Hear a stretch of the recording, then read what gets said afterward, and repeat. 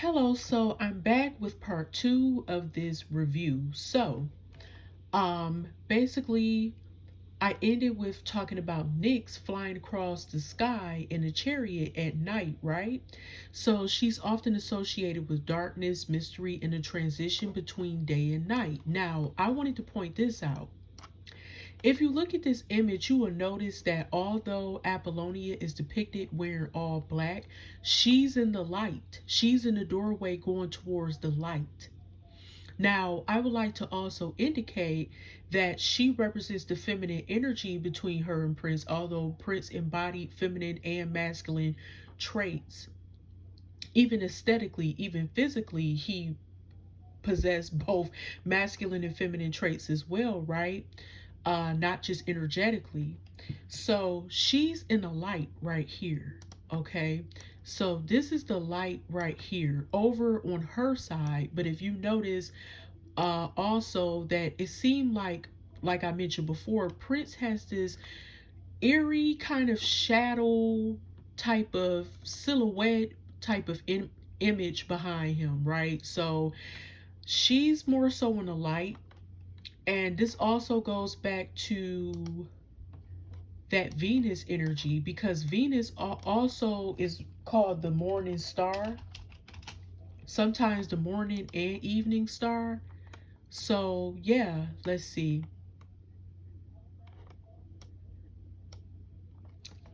Forgot to put Venus morning star. All right, so let's see. Venus is often called the morning star because it is frequently the brightest object in the sky. You know what? That remind me of what was that Lucy Diamond in the Sky by was that the Beatles, y'all? But anyway, it is frequently the brightest object in the sky apart from the moon and is visible just before sunrise. That reminds me of Nyx in a way with talking about the darkness and the light, the transition from darkness to light. Okay. This is due to its orbit, which keeps it close to the sun, causing it to appear either before dawn or after dusk from our perspective on Earth. Yeah, that's interesting. So, anyway, let's go back to speaking of morning star energy. Let's go back to Apollo represents the light, right? As well, which is the masculine um representation, I would say, when talking about light or being some type of light bearer, or yeah, or some type of, how would I say, being of light that holds light or represents the light of the sun, or brightness, illumination, or whatever, however you want to put it. So, oh, interesting. Okay.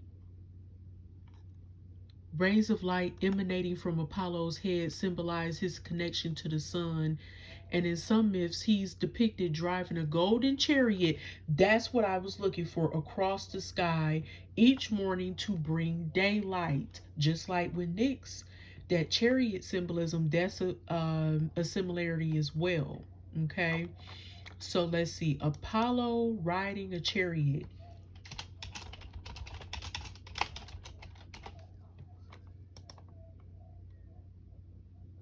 Apollo was often depicted in art and mythology as a god who drives a solar chariot across the sky, a concept that is also the namesake of a popular roller coaster at Busch Gardens, Williamsburg. That's interesting. Ah, there you go. I know y'all see that. These are images of Apollo riding a solar chariot across the sky to bring daylight. Wow. Now let's see Nyx riding a chariot. Oh, wow. That's interesting. Okay. Oh,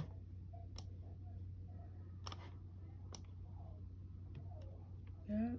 So, as we see, these are depiction of Nyx riding a chariot across the sky. There, some of these deities or gods, their energies are kind of similar to each other. The hell? Okay. Nyx goddess. I'm gonna go back. Yeah, because she talks about the transition between her energy is associated with the transition between day and night. So,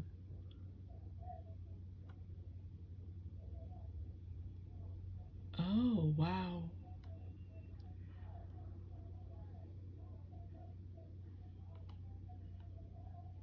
One of her children was named Ether, I want to say. Ether, which means light. Hmm.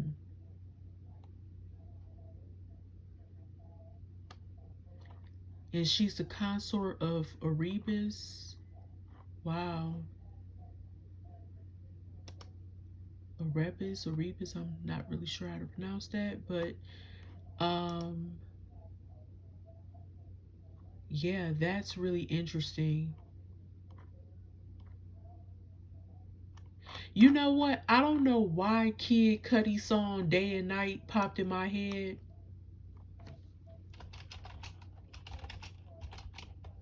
Yeah, it's actually okay, yeah, that's what I thought. It's spelled that way.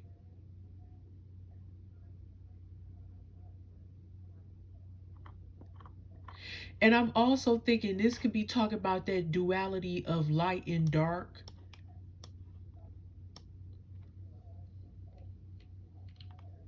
like being of the light and also having a like darkness, like that duality of the personality, maybe of a Gemini. Like pretty much everyone has a duality, sense of duality. Let's see, but to them, let's see, duality meaning. Let's go here. Duality, the quality or condition of being dual, an instance of opposition or contrast between two concepts or two aspects of something, a dualism, dichotomy, polarity, duplexity, ambivalence, separation, opposition, difference. Yeah, having two parts. That's the simplistic way of describing. Yes. Yep. Like the duality of good and evil. Yes. That's what I was picking up on.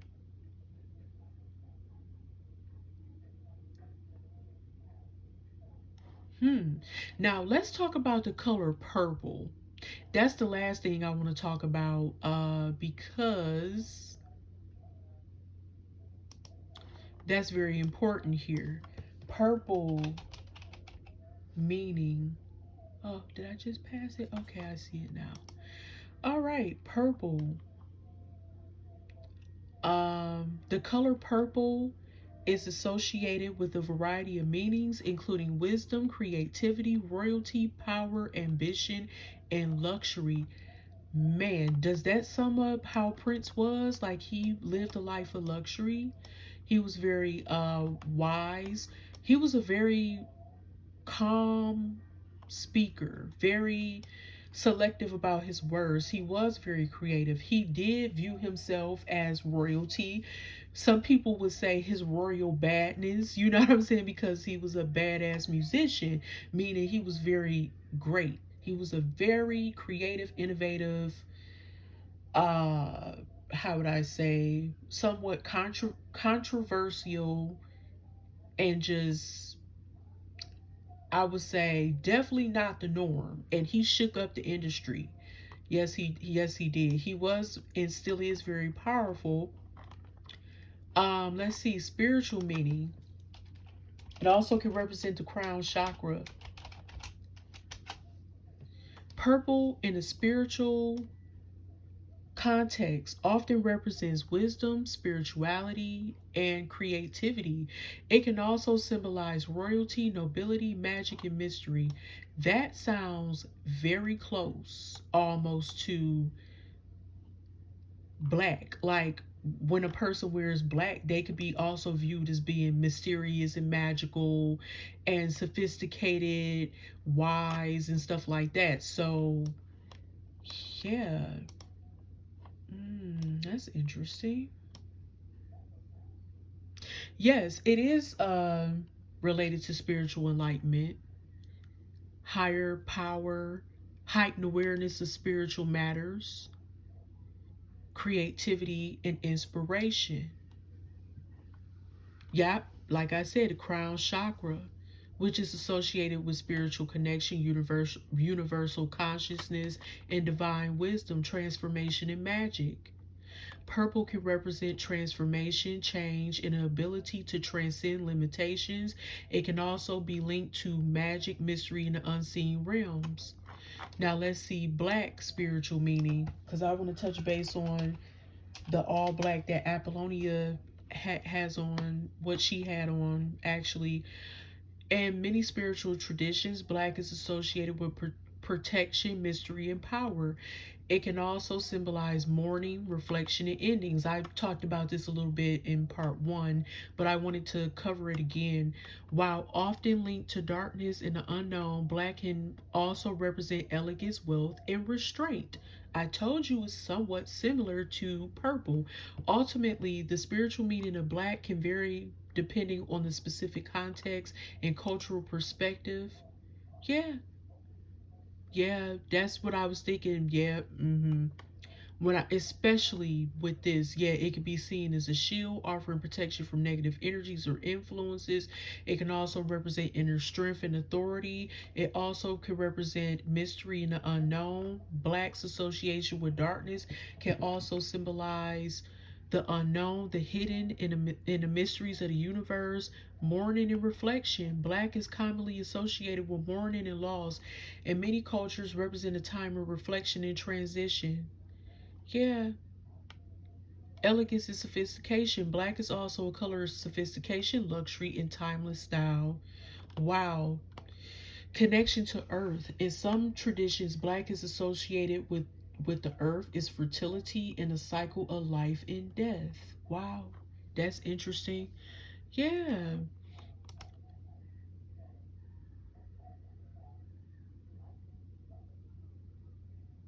Oh, this is talking about black spirituality, like African spirituality.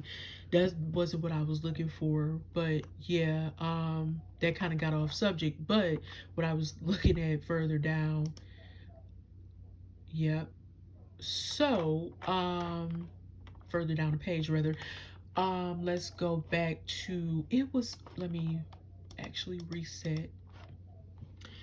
Um, so Oh, did I talk about the connection? I think I talked about the connection, yeah, Venus and Apollo, about the light/light bearer effect or similarities. Let's see. How is Venus? I just want to make sure. How is Venus similar to Apollo?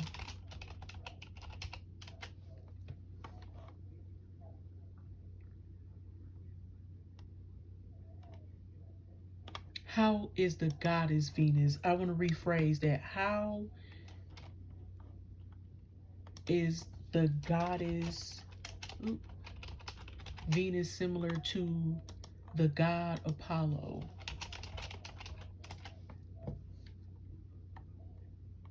Okay.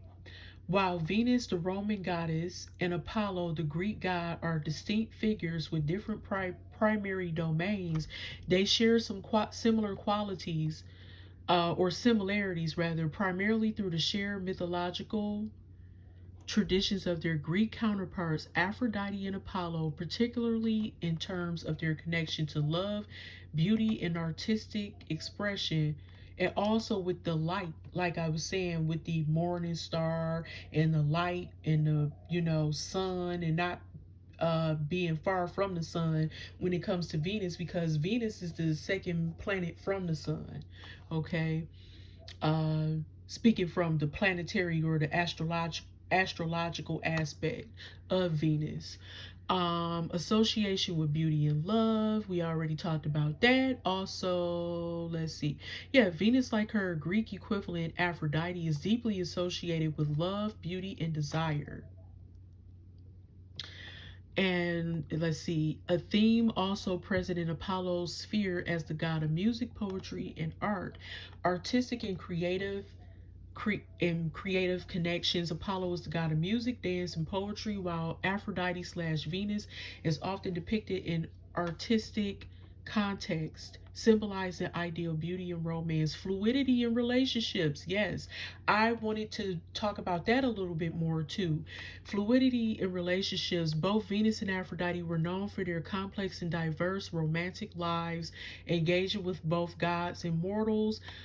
Apollo also had a history of relationships with both nymphs and mortals. Association with victory. Venus, as the Roman goddess, also symbolized victory in battle, a domain also touched upon by Apollo as a powerful Olympian deity or deity. Yeah, so yeah, there are a lot of no, I didn't mean to do that. A lot of similarities, but they aren't quite the same. Yeah. All right. So,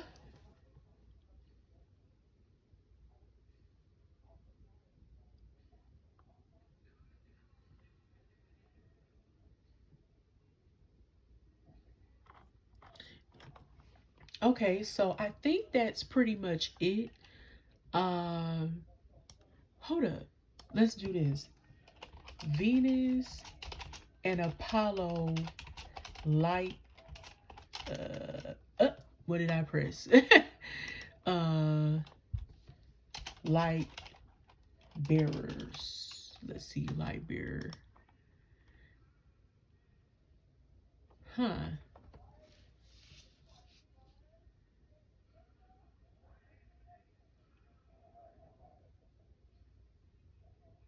Yes, I was thinking about that too, because Venus is often more so compared to uh when it appears as the morning star, is known in Greek as Phosphorus or Lucifer in Latin. Apollo, though a god of light, is not directly identical with this particular epithet of Venus, but rather as a broader deity of light, sun, and prophecy. Okay, so yeah, there are differences here.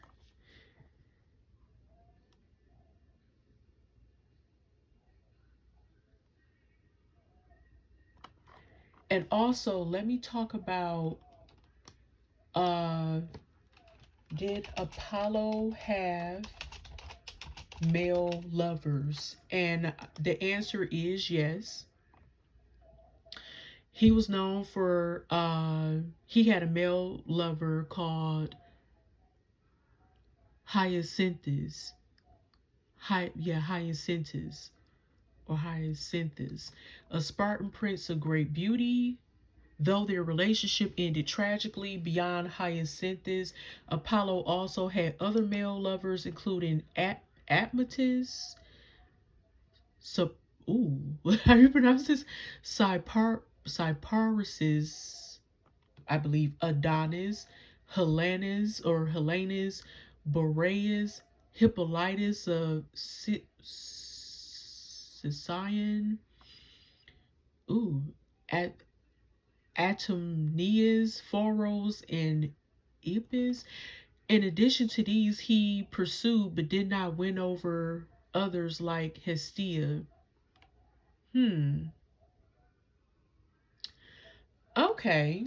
Well, that makes a lot of sense. Yeah, so if you were to compare his personality or his sexuality into today's world, or according to today's world, he will be part of the LGBTQ plus community.